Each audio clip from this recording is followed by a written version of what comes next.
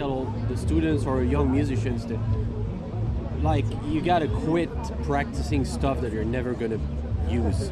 You practice only functional stuff that you're gonna be able to pull out right away.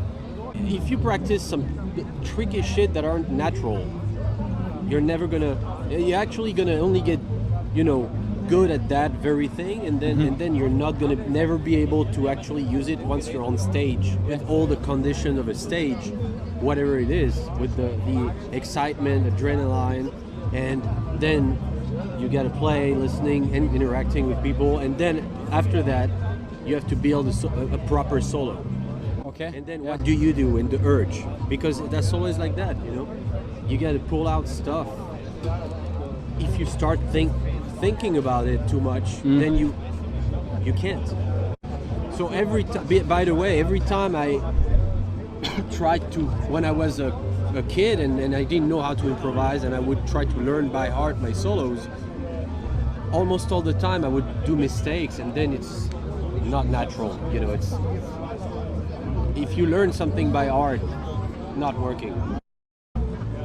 So you gotta work on stuff that are going to be natural for either at first, if you can't hear it yet, at least you got it in your muscle memory.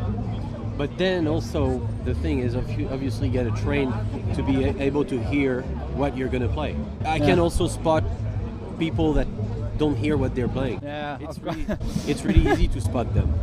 You can hear that the harmonic rhythm isn't right, and the phrase is not falling at the right place, and it's like, so that's what I'm trying, by the way, that's what I'm practicing, the harmonic rhythm. To the start and the finish has to make sense. Okay. Start and finish, and it falls good, like as a, somebody literate that's talking. Makes sense. It's not just a phrase and then out of nowhere. I had all those references that because I was a lot into transcribing every solos possible. Yeah.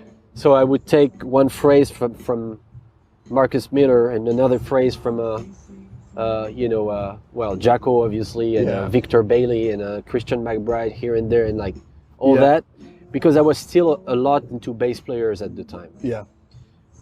But after this night, I started checking out other instruments.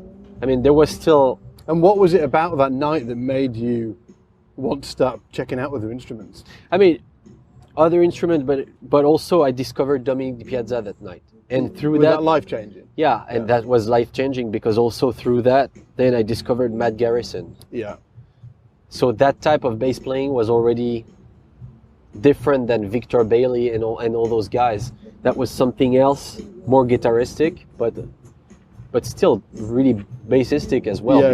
But people today, sometimes they refer to Jacko as a, being able to, being virtuoso, which actually is not the point, because it's so much more. First of all, I was geeking out about all the credits on the album, and like, I was like, wow, he actually arranged that too. So that was it. The bar was set, and that's what I aspire to be.